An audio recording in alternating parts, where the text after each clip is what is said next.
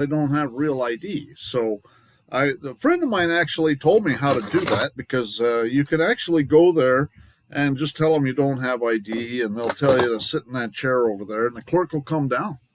And that's perfect. That's what I'm going to do next time. Um, so, anyways, the clerk came down with their stamps and everything, and stamped everything, and they got a copy, and everything was good. That was with this friend of mine. But I mailed it. I mailed an original and 3 copies, and so I'm looking for at least 1 copy back. I told him I would keep whatever the court needs and send me 1 copy back, and so um, that's what I'm waiting for. Okay, good. What about your friend, the ex-sheriff there? There was a lot of questions at the end of last week, and we didn't get a chance to go over what really your ex-sheriff there, I can't remember his name, Randy, stated what he liked about your affidavit, and you didn't mention what he did not like, and I want you to brief us on that once we get going too. Yeah, sure. Yep, we can talk about that.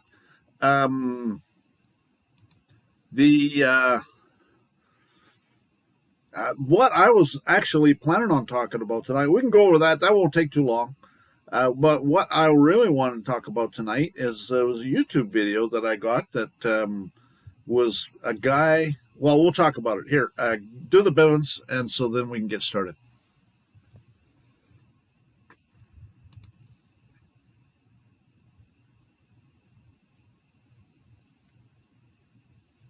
Grabbing it now.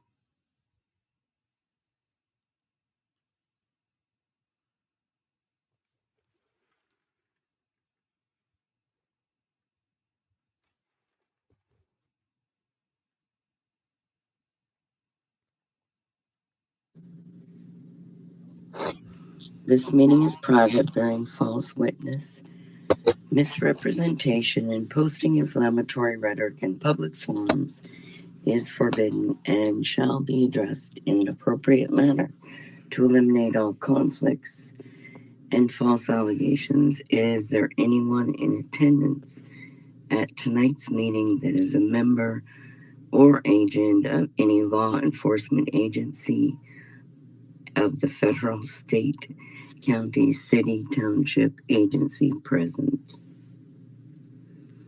This is also for notary, poll workers, school board members, anyone who has signed an oath to the de facto government.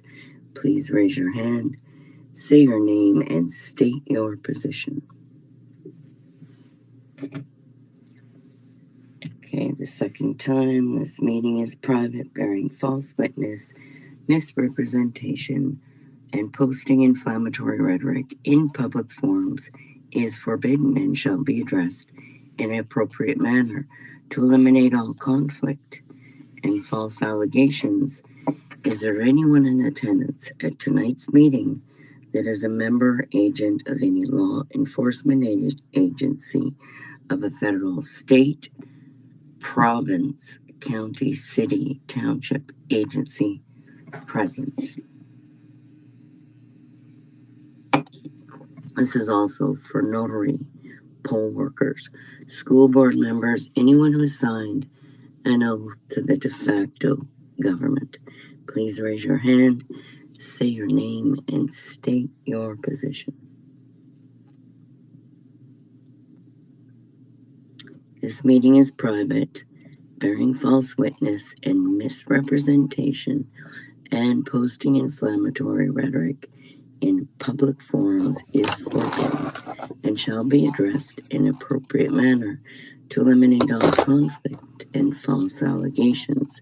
Is there anyone in attendance at tonight's meeting that is a member or agent of any law enforcement agency of a federal, state, county, city, or township agency present? This is also for notary, poll workers, school board members, anyone who has signed an oath to the de facto government, please raise your hand, say your name, and state your position. And I'll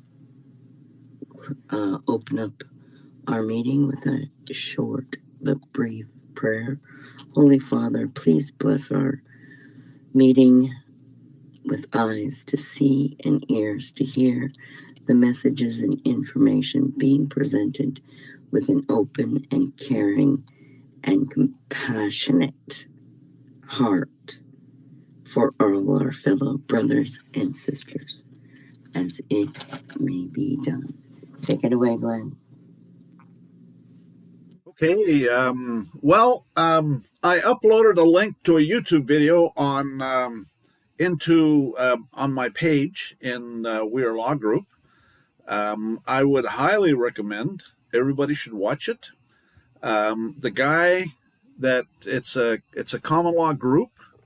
The guy that's the speaker is he talks at the beginning. He says that when he grew up, his mother was a banker and his father was a judge, and they lived next door to a member of the Federal Reserve Board, something like that. Maybe it was, it was a board member of the Federal Reserve, something like that. Anyways, he said that they had some really interesting conversations at the dinner table when he was growing up. And he goes through and talks about the courts and about what goes on in the courts. And so that's what we're going to talk about today. So one of the things that he says, first of all, let's cover the other stuff first. I got my lawsuit filed. There's a Montevideo Convention that's ratified by the U.S. as treaty law. It's part of the treaty collection. The way you know that is you just do a search for treaty collection, U.S. treaty collection, and they'll list all the treaties that the U.S. There'll be a book. A lot of it's like maybe, depending on which version you get, you might have even 5 books, but there's one book or 5 books depending on the version, and it'll go through and it'll have all the treaties that the U.S. is involved in, and when it became a treaty or was approved by Congress. Anyways, there's a Montevideo Convention, a 1933 Montevideo Convention, that on the rights and duties of states, and it says in there that recognition is irrevocable and unqualified. Unqualified, that was another word. It was unconditional. That was it. Unconditional and irrevocable. And so the Republic of Texas was recognized. And so that's one of the issues I'm bringing up in my, and then because of that recognition, I'm bringing that up in my lawsuit. This lawsuit's going to be interesting because there's issues about the Republic of Texas in particular that are going to have to be answered by the court, and we'll see what happens. Anyways, Randy was I think he was I went to lunch. I go to lunch with him all the time, and one of the things he said one time was. This was like within the last week. He said that a lot of people use these circular arguments. They'll bring up an issue and he'll dispute it, and then they'll bring up another issue, and they'll just go from one thing to the next to the next. And he said that one thing that he likes with me is that I can support everything I say. And so I go through and explain to him why we're under martial law, because of the Libra Code. And so then he call them military police. Anyways, so that's one of the things he said. But most people don't know why we're under martial law. I can prove that Texas is under martial law, but I can't prove that, New York is under martial law. I think it is, but the police are all military police and everything else. But how do you prove it? I'm not sure. But I can definitely prove Texas is, because it's one of the southern states that was part of the Confederacy, or the not the Confederacy, the Confederate States of America. That's it. Anyways, so this is I got it mailed with the attachments. It's around 200 pages, and so we'll see what happens. It's a crapshoot at the best of times. I think they made me rich, but how it all plays out and everything is yet to be seen. Anyways, so to the topic at hand now. One of the things this guy says is that you have to confront him about what is the Sixth Amendment nature of the accusation that the prosecutor is bringing against the named defendant, and they have to tell you. Otherwise, if they don't, then and they won't tell you. But there's court cases that if they don't tell you, if you bring it up and they don't tell you, then it's appealable and it'll get reversed. And so the case will get thrown out basically. And so but you got to understand, first of all, this guy is talking about traffic courts, okay? But once you understand what's going on, you can see that this stuff can be used in any court, in absolutely any court. And so that's the first thing you got to ask for is, what's the Sixth Amendment nature of the accusation? So he says that there's only two criminal jurisdictions under Article 3, Section 2, okay? There's common law and criminal vice admiralty. And there's no common law because of the Area Railroad versus Tompkins decision. That was like in the 30s. Therefore, it's got to be criminal vice admiralty, which means, where's the contract? I want to see the contract. And what they've done is they've issued there's a QSIP number. They've issued a bid bond, a performance bond, and a payment bond. And that's why you tell them, I need to see them. I want to do the accounting. And they'll never give them to you. They'll never give you the Sixth Amendment. So what he does is he says, I believe you've committed aggravated identity theft, accounting fraud, concealment, securities fraud, tax evasion, embezzlement, and forgery. And I inspect the accounting records that the clerk of the court has, and you're entitled to do that. Okay, that's not something they can keep a secret from you, and that's why you get the IRS involved. Okay, and that's why we're gonna go into that stuff here and talk about that stuff. So it's the clerk of the court, the judge, and the district attorney, the prosecutor, that are doing this stuff. Although I think that I'm accusing like some other people. I don't accuse the regular police officers. They don't have a clue. But the chief of police has a clue. And that's one of the things he says. If you watch that video, that's why I say you got to watch that video, because the guy is brilliant. Okay. He's really, really, he knows what's going on. You listen to him and he just rattles that stuff off. Right? Anyways, so he was, these were the kinds of conversations I guess they were having at the dinner table when he was growing up.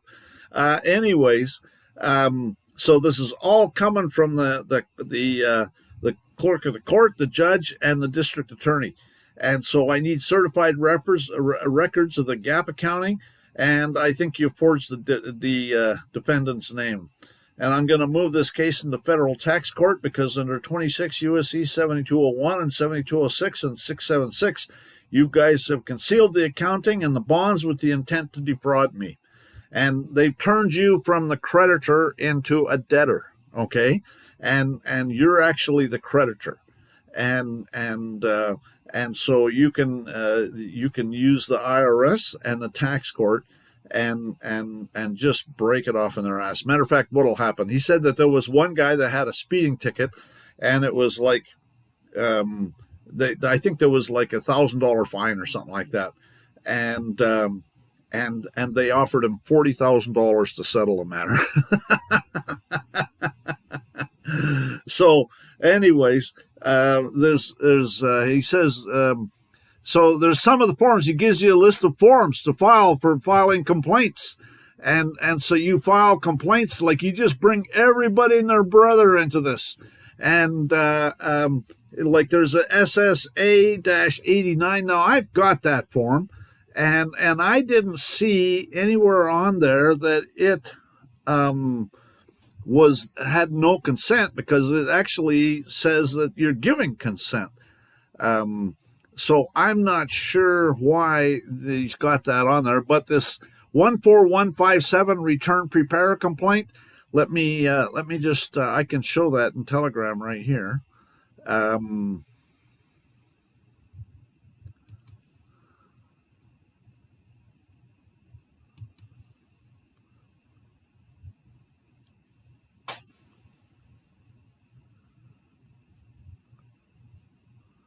Let's see here. Right. This is one that I did. So I've been doing a bunch of these. I've got about 10 of them done, and you can electronically submit them. And then what you do is you get a copy. I always save a copy because I like having a copy for my records. But so this is a copy, and this one's against the clerk of the court, the district clerk in Montague County. And so so you just it's all this stuff is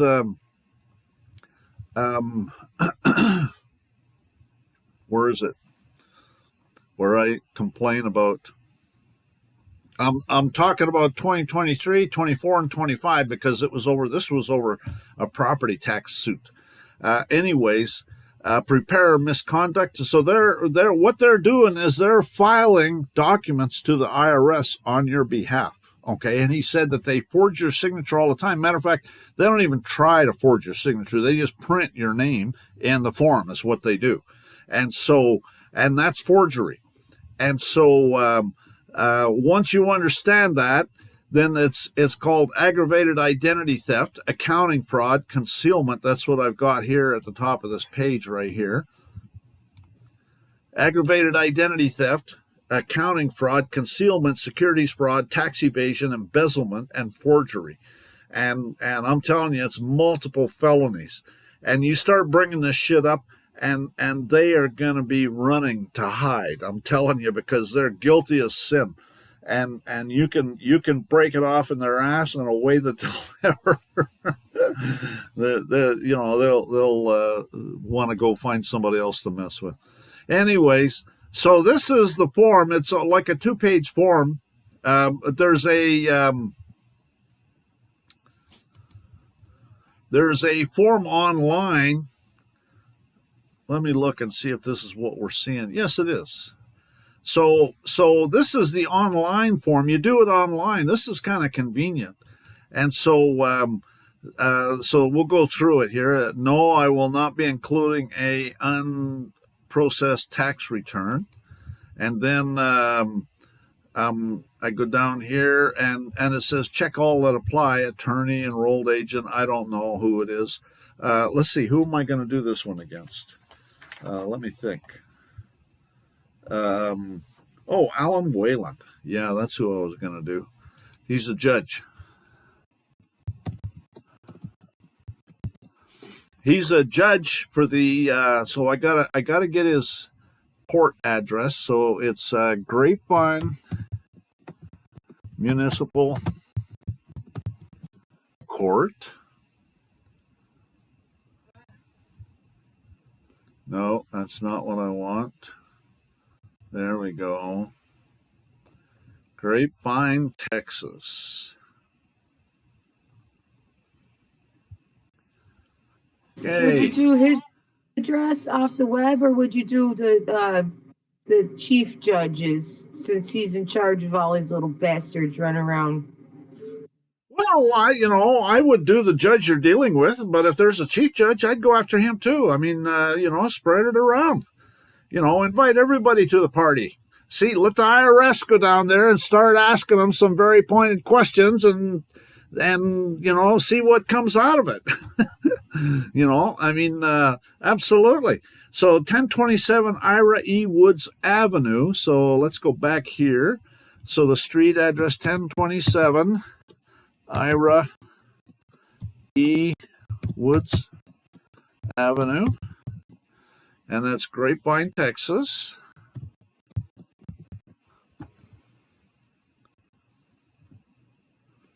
Yeah, I'm an equal opportunity sort of guy.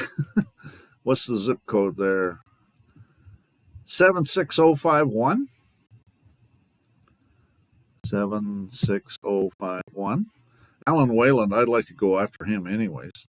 Their business name is Grapevine Municipal Court. Business Street, 1027. Ira E. Woods. Where is it? There we go. Ira E. Woods Avenue. Business City, Grapevine, Texas. So we'll do this one live. Zip code, 76051. 76051. Phone number, 817-410-3284. 817-410-3284. Email address, I don't think there is one here. No. Website's here. I'll just paste that in there. See, this is all like really real easy. And then now the EIN numbers I don't have, and they don't like to give that stuff out. So that's okay. I'll just and I tried putting in refused. That was recommended, but they didn't like that. So anyways, 2025, and I didn't pay anything, and I just prepare misconduct, false items, false expenses, deductions, credits, exemptions. So I'm just accusing them of all sorts of stuff, and then and this is where I put in all of the aggravated theft, identity theft, and all of that's on that form, by the way, that I put in there, and I uploaded it to the page, or I will. Okay. Aggravated identity theft, accounting fraud. You need to watch that video because he goes through and explains why it's accounting fraud, why it's aggravated identity theft, concealment, securities fraud,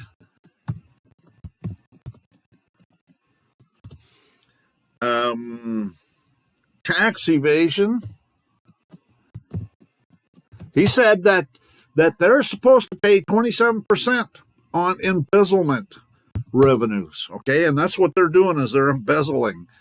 E-M-B-E-Z-Z-L-E-M-E-N-T. So he said that they're not paying any taxes on forgery because they're forging your signature. Go ahead. They got that really good one with Title 18-1005, where they have to go to jail for 30 years and pay $1 million fine, and then you get 10% for being a whistleblower. And it's found in Title 18. It's for, I believe, like unjust financial enrichment. Oh, there's all sorts of stuff that you can accuse them of, and so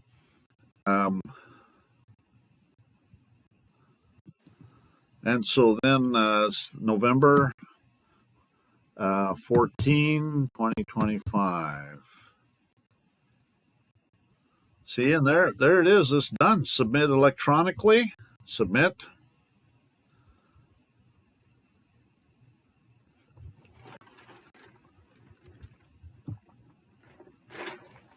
And there's your form, the hard one, the PDF. And this one, I'll save it to my hard drive. Because they filed some documents. They file anything, it's a return. I don't care what it is. It's a return of some sort. Okay, just it's not. It's a return of some sort. They file stuff all the time, and they forge your signature, and they do stuff all the time. You got to listen to that video of that guy. Anyways, there's also a. This is a 14157A tax return preparer fraud or misconduct affidavit. That's another form he tells you to file. And so I haven't even started with these. Okay. I've written down everybody that I did the other ones for.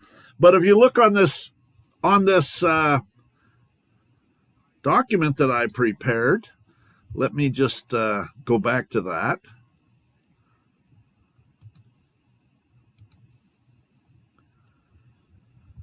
See right here, all these documents.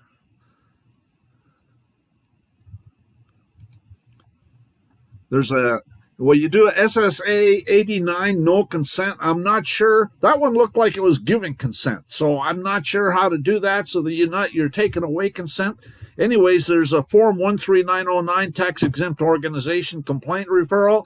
And what you do is most of these are IRS forms. And what you do is you send it to the IRS and you file a copy into the court, and you just get right up in their face, okay? Because they're supposed to give you the accounting. They're supposed to justify to you the accounting, and they don't. They stonewall, and they won't admit it, and all sorts of stuff. So let the IRS go over there and have a little chat with them.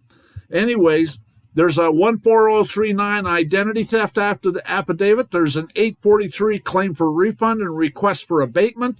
There's a 3949A information referral. He talks about these in the videos. And so you need to watch that video. Let me tell you, you got to watch that video. I got to step aside right now. I'll be right back.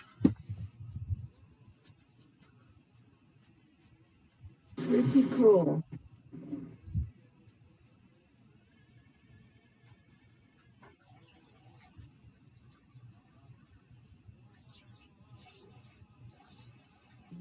Y'all definitely watch it right away. I think I watched this, and he just gets right into it right away. He's just tears it up, really. And you could actually hear like the conversation as a child growing up, what kind of life this guy had, because he's got it all down, and he makes sense of it. He doesn't stumble. He doesn't regurgitate someone else's story. He's like matter-of-factly, and it's just beautifully laid out. I missed that part. What video is he talking about? So where is this video? In his room. He just posted it in his room for us. Okay, thanks.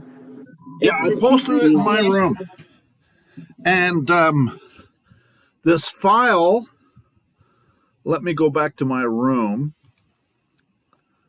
I haven't uploaded the file.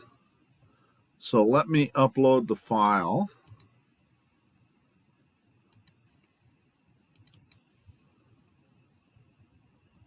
It's called Notes. It's basically this Word file that we're looking at on Telegram, although it's a PDF. And this is just notes I made when I was watching the video in the first half. It's almost a 2-hour video. So you probably want to watch it more than once and get as much out of it as you can. The guy is brilliant. He goes through and explains what's going on and how it's happening and how you can just break it off in their ass in such a way that, You know, they'll fucking say, leave him alone. Anyways, yeah, he files. There's a bunch of complaint forms. There's IRS forms. There's SEC forms. There's Federal Trade Commission forms. There's all sorts of stuff. He talks about doing a 1099. So what they do is they do a 1099 for you. That's one of the forms they file on your behalf without your knowledge or consent, and 1099A. But they put you down as the debtor, and so you have to file another one and put them down as the debtor and you as the creditor. And the 1099B. There's a 4506T. That's a request for a transcript, so then you can find out what's been going on. The 211 application for award original complaint. That's a whistleblower's award. Okay, and so you can actually, you get. He said that there's some of these courts are issuing millions of dollars worth of bonds on like a $100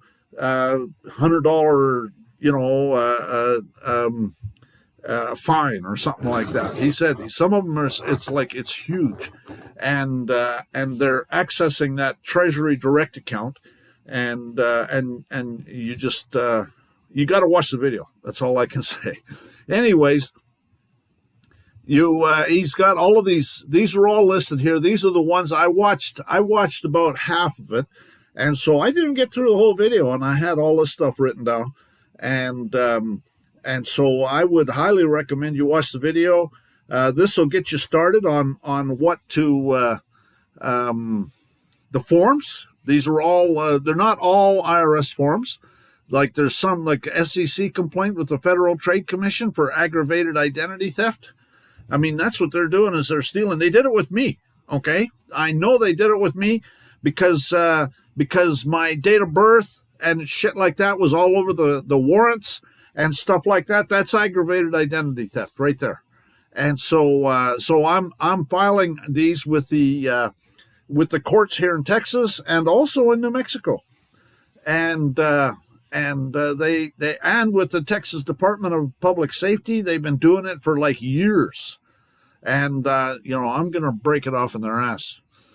Anyways, so the best defense is a good offense, and so I'm gonna actually start filing all of these forms I've got probably, I keep records. I'm telling you, I keep records. When I get stopped by the cops, I create an incident so then I can get a police report, and then I can file criminal complaints against the cops. And he said that one thing. He says that with the cops, don't get an argument on the side of the road. He says they're idiots. They don't have a clue. He said, but by the time they get to be a captain, they do know what's going on. And so, but the regular police officers don't have a clue. And he said that, so that's what I'm planning on doing is going after the any officers like captains and higher, and like the county sheriff, I'm going to file all this stuff against the county sheriff, against everybody and their brother, the judges, the prosecutors, all of the assistant prosecutors that were involved, the district attorney, everybody and their brother. I'm telling you, I've already got how many have I got here so far? I got 2, 4, 6, 8, 10, 12, 13 of them that I got filed already. And that is just the 14157 form. Okay. I need to do the A, and I need to do all the rest. Okay. But I want to get all of the ones that I'm going to do with the 14157. I'm going to do all of those first. And then I'll just start going through systematically and doing them all. And the statute of limitations. Does statute of limitations apply? Can you go back, or what? Well, look at the crimes. Okay, go back to the crimes: aggravated identity theft, accounting fraud, concealment, securities fraud, tax evasion, embezzlement. I don't think there's a statute of limitations on that stuff. Although, I know with taxes, if it goes older than 3 years, but if you're alleging tax evasion that they did even 5 years ago, if you can prove it, or an investigation comes up with some of that stuff, I don't know. My attitude is that it's like throwing mud against a wall, and the more you throw, you never know what's going to stick. And excuse me, I know there's no like for any kind of fraud, there's no statute of limitations on fraud, and so I would just go ahead and throw the mud against the wall and see what sticks, and it's all you can get settlements out of them. Okay, they'll offer settlements, and so if you like they offered on a it was like $100 fine. They offered a $40,000 settlement. He talks about it, and what they did is they didn't take the settlement because it was in tax court, and so they wanted to see what would happen in the tax court, and so you got to watch the video. But I mean, hey, for 40 grand, under some circumstances, I might take it, but so again, you have to look at your options and kind of take it from there. Anyways, I'm looking in the YouTube chat right now. Post a link to the suggested video.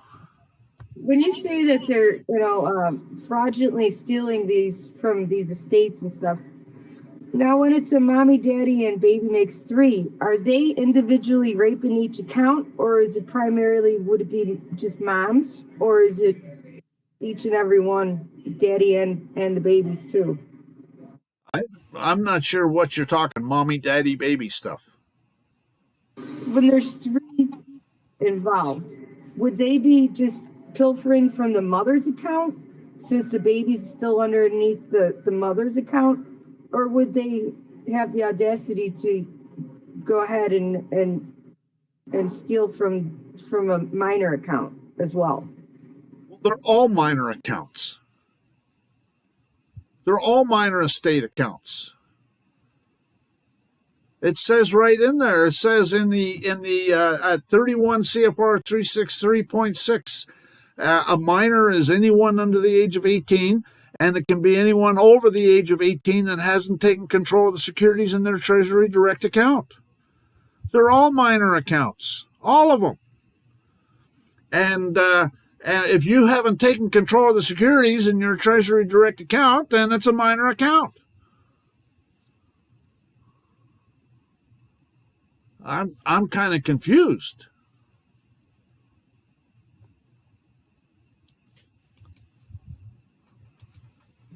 I think Mary was referring if there were 3 named litigants on the case, each one would get dinged.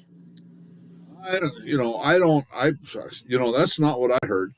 But at any rate, I have no idea. They're going to go after whoever they want to go after. I can tell you that I think that any court case, you can use these kinds of tactics and just break it off in their ass in such a way that they'll find somebody else to screw with. And any court case, I don't care. They do this shit. Watch the video. That's all I can say is watch the video, because they do this shit in all the time. It's the guy, the video with the guy with the white shirt, blue shirt, he's talking, older guy.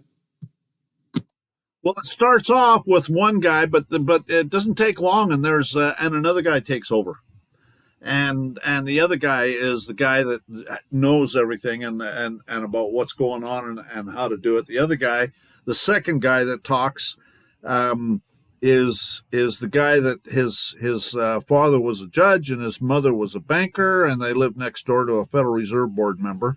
And yeah, that's what I was going to say. Yep. Right. It's the second guy that really knows what's going on. The first guy, it's a common law, forum where they're talking about, how to bring back common law, constitutional law, common law, and so So this guy is brought to talk, to explain to people what's going on as part of that effort. Yeah, and in relation to your case, it got you going. This video, it inspired you.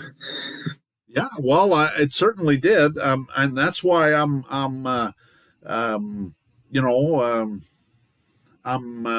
filing all these complaints.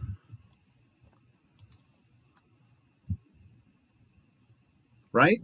Keep filing. Keep filing. Let the IRS go in there and start investigating. And this application for award, okay? So maybe I'll get a kickback, a royalty for discovering a bunch of fraud. Hey, I won't turn that down. Would you? No.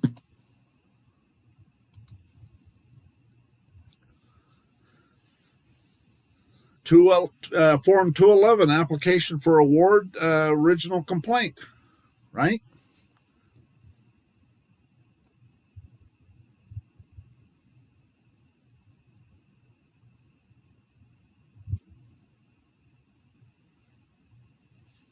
So anyways, I would suggest you watch the video. You might get stuff. I'm sure you'll probably get stuff out of it that I missed. And maybe there's things that you figure out. I mean, how would you put it? That's the beauty of having a whole bunch of people working on the same thing, because a lot of people come up with all sorts of different ideas. I mean, it becomes it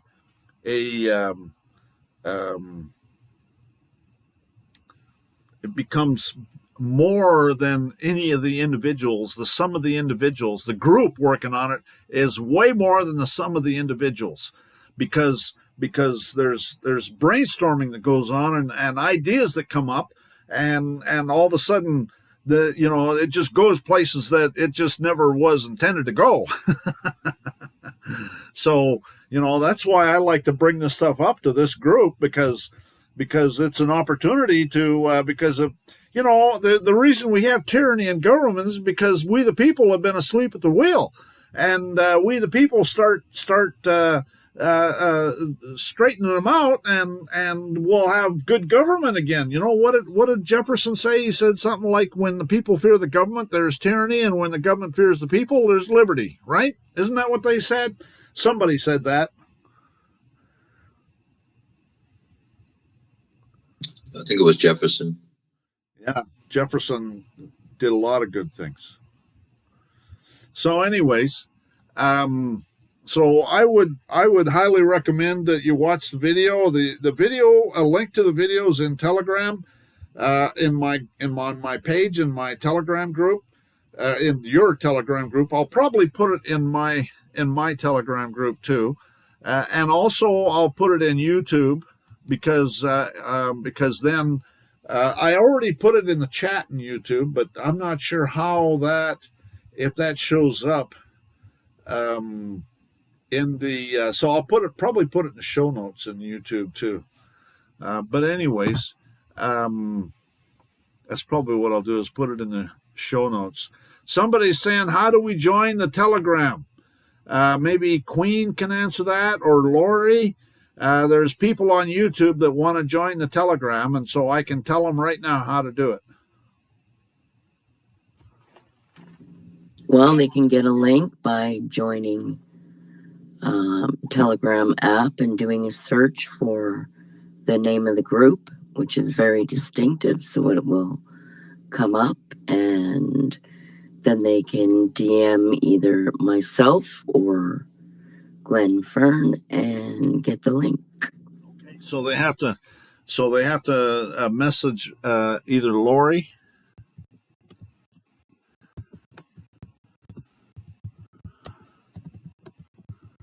or Sovereign Living.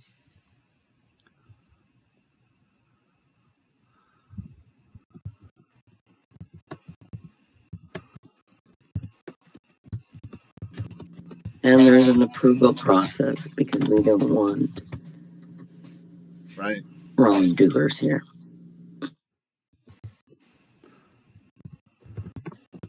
Then they have to pass the bot test. If they can do simple math, they can remain in the group.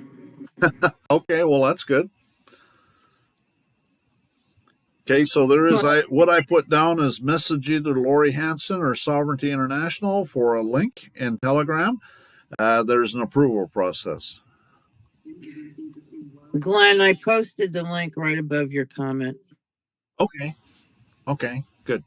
They must All right. actually physically hit reply, and then it will acknowledge the response. The bot test. Okay. So, anyways, I would recommend you watch that video. The guy is brilliant. This is something that one of my friends here in Texas stumbled onto, and he was telling me about it. And I thought that sounds kind of interesting. But then he sent it to me, and I started listening to it, and I thought, whoa, this is amazing. And so I would highly recommend you watch the video. Its second part of the video goes into trusts. He sets up, that's one of the things he does, is he sets up irrevocable complex trusts. He calls them complex trusts.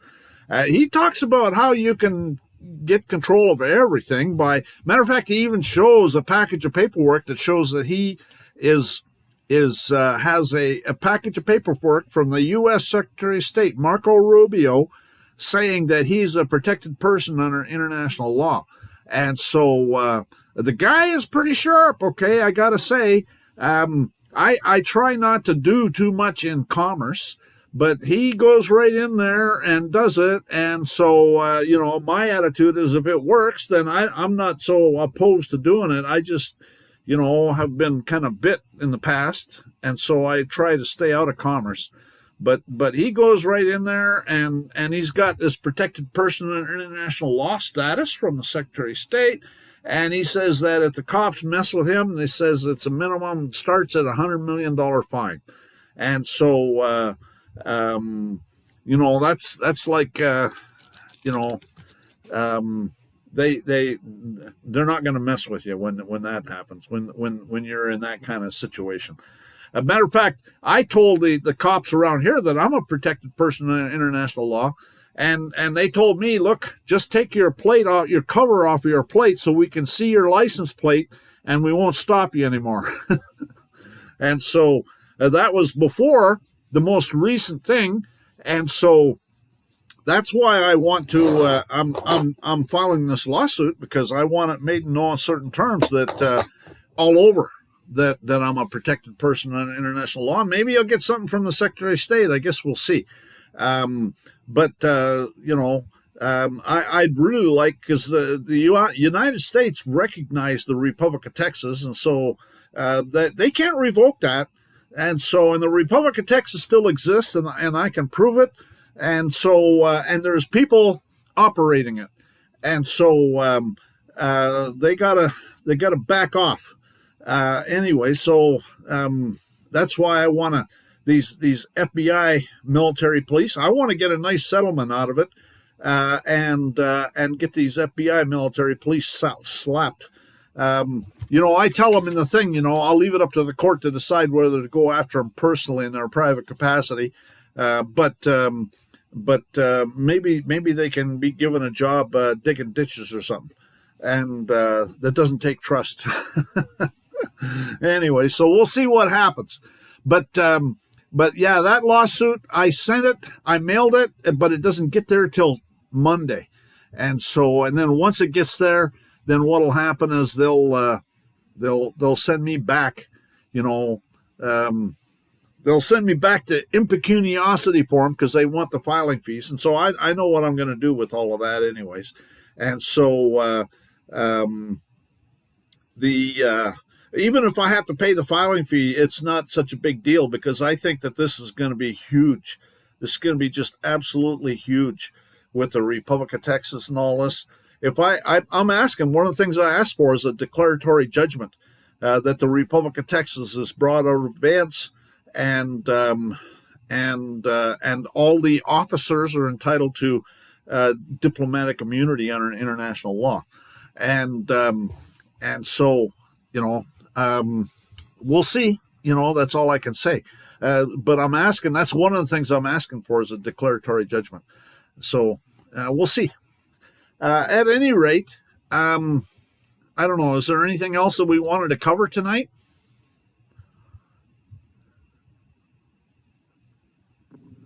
Thank you for clarifying what Randy said to you about your document. I was relieved to hear that he didn't complain about the birth certificate information. So that's good to hear that he's open-minded to, knowing about that. Some of them just run and don't want to acknowledge that whatsoever. So that's a good sign. Well, Randy is, he's the kind of guy that, unless you can prove it to him, then he doesn't believe it. And to some extent, I understand that. So a lot of stuff is really, really, I call it unproven theories.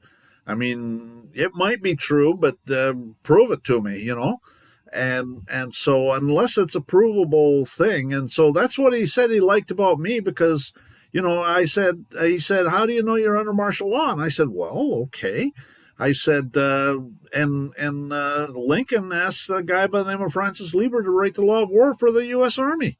And I said, and that's called the Lieber Code. And in Article 1 of the Lieber Code, it says the physical presence of the Army declares the martial law because you got troops here that you're under martial law. And Article 2 of the Lieber Code says the martial law doesn't end until there is a specific mention in a treaty of peace or a special proclamation of the commander-in-chief. And neither of those things has happened. And so he understands that stuff. And so, but he said that one of the things that you got to do with the judge is you really can't argue the Constitution. You got to argue court cases that support the Constitution. And that's possible. But so he said that I might be able to get the Republic of Texas recognized. I mean, it's already been recognized, but he said that what you got to get is a court case that says that they're recognized. And he might be right. That's entirely possible. But then that's what I'm asking for, a declaratory judgment. But he said that up until that happens, it's not recognized. Well, and I don't agree. I think that it's been recognized all along. It was recognized in 1836, and so they can't unrecognize it. And so we'll see what the court says. That's all I can say. But it might be that they might say something that draws a line in the sand now, and so anything that was done yesterday, too bad. You see what I'm saying? And so we'll see. That's all I can say. But so if nobody's got anything else, we've been going for just about an hour now.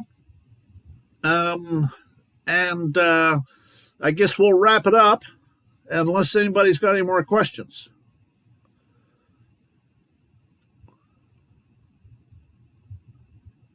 Looks like you're getting off early tonight, Glenn.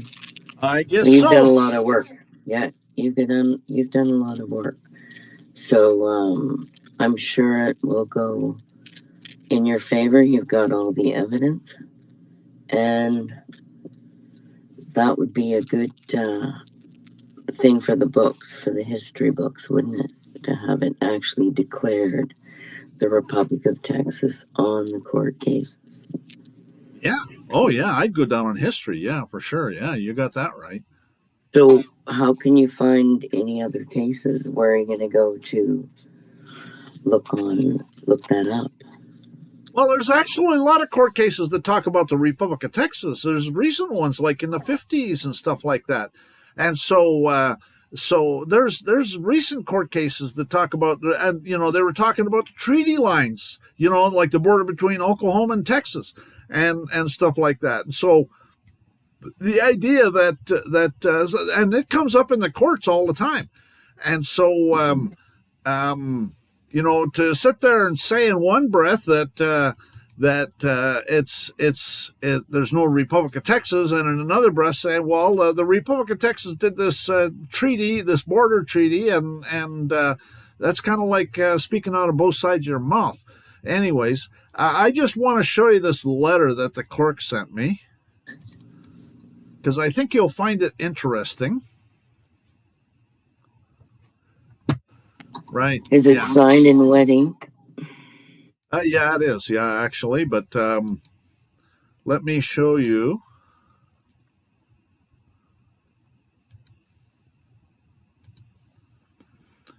Notice they say GlennWinningham, first of all. I always say GlennWinningham House of Fern, and they always come back GlennWinningham. And that's actually proper. That's the proper way it's done. And it's saying U.S. Court of Appeals, 5th Circuit, number 25-10360. The above entitled petition, the papers are returned for the following reasons. No motion for leave to proceed in forma pauperis signed by the petitioner or by counsel is attached. And they tell me what rules that require it. Your motion must be signed. The motion must be signed. Okay, so they gave me a motion. No notarized affidavit or declaration of indices attached. Okay, you may use the enclosed form. Okay, so they're not saying I have to, but they're saying that I can.